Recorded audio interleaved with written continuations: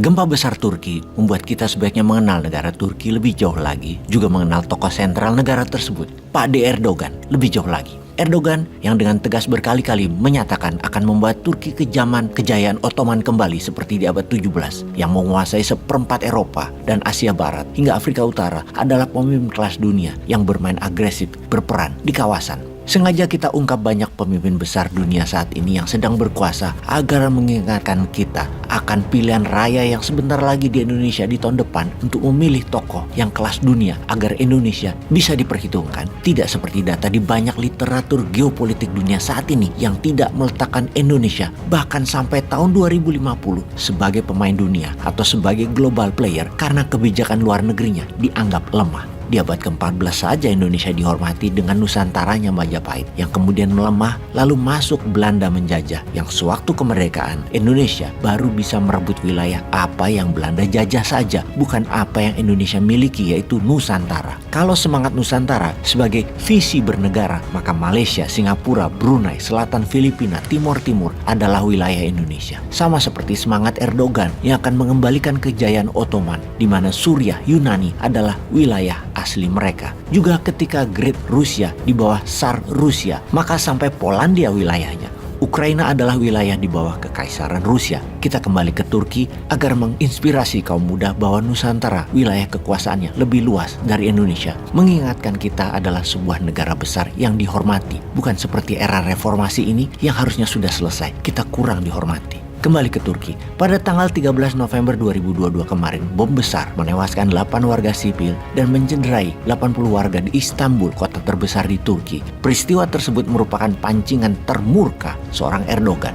Kelompok separatis Kurdi yang berada di wilayah tenggara Turki dan utara Suriah adalah tuduhan dalang penyebab bom tersebut. Kelompok PKK atau Partai Pekerjanya Kurdi dan SDF atau Syria Democratic Force, pasukan demokratik Suriah, milisi yang didukung Amerika yang saat ini mengendalikan timur laut Suriah. Sebagian besar pejuang SDF adalah orang Kurdi yang dianggap Turki sebagai cabang atau underbow dari Partai Pekerja Kurdistan. PKK tersebut yang dilarang di Turki. Seminggu kemudian Erdogan memerintahkan pasukannya menyerang sepanjang perbatasan selatan Turki dengan pesawat pembom di kota-kota sepanjang perbatasan di wilayah Suriah seperti kota Tal Rifat, Ain al-Arab, Cizre, Hakurt, Kandil yang merupakan wilayah populasi Kurdi dihujani bom dan roket oleh Turki. Kemudian di tanggal 21 November 2022, pasukan darat Turki masuk 30 km jauhnya ke dalam wilayah Suriah, menginvasi wilayah utara Suriah yang di dalam agresi militer hal ini disebut sebagai Deep Safe Zone, pengaman wilayah hingga ke dalam wilayah musuh. Dunia sedang fokus ke Ukraina. Turki menganeksasi Suriah bagian utara tanpa perlawanan berarti. Dan yang ini kita harus pahami sekali lagi mengapa Turki melakukan langkah agresi militer tersebut. Pastinya menunjukkan Turki memang pemain dunia. Buktinya lagi, Swedia dan Finlandia adalah contoh dua negara yang dimainkan oleh Turki. Kemudian juga Rusia yang hanya mau menggunakan Turki sebagai titik temu antara NATO versus Rusia. Yang berikutnya menunjukkan bahwa kesatuan nasional Turki adalah harga mati. Separatis Kurdi itu ibarat separatis Papua Merdeka demi menjaga Deep Safe Zone. Kalau perlu, ambil seperempat wilayah Papua Nugini. Untuk itu, kita harus memahami Turki versus Kurdi. Suku Kurdi adalah sebuah suku yang tidak punya wilayah. Mereka memiliki bahasa sendiri, adat istiadat sendiri yang berbeda dengan Persia, dengan Arab, dengan Eropa pastinya. Populasinya saat ini sekitar 30 jutaan warga Kurdi berada di 4 negara. Wilayah Turki yang terbesar sekitar 15 juta penduduk, yaitu di sisi tenggara Turki, kemudian sisi utara dan timur Suriah, juga barat Iran dan utara Irak. Suku Kurdi ini diperangi 4 negara tersebut ketika ingin merdeka. 15 juta populasi Kurdi menempati 1/5 wilayah Turki. Sisanya yang 15 jutaan berada di 3 wilayah negara, Suriah, Irak, dan Iran. Semua ini membuat suku Kurdi adalah suku terbesar di dunia yang tidak punya negara.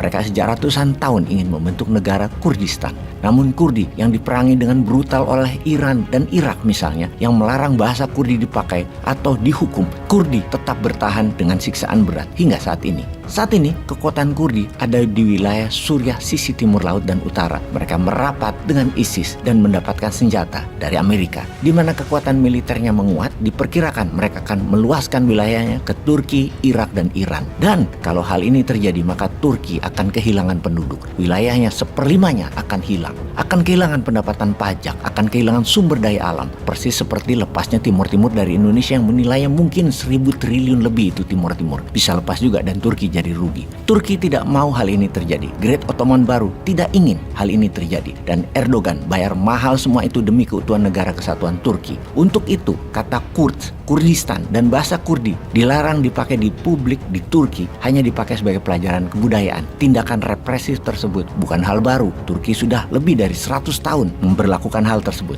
Baiklah sahabat Newmind, dengan informasi ini, apa pelajaran yang harus dilakukan Indonesia ke depannya? Adakah peluang Indonesia kembali menjadi Nusantara? Atau bisakah Indonesia dalam 50 tahun ke depan kembali masuk menjadi negara top 10 superpower yang berpengaruh di dunia, seperti Indonesia di tahun 1960-an yang dinyatakan sebagai negara terkuat di selatan Khatulistiwa? Peace.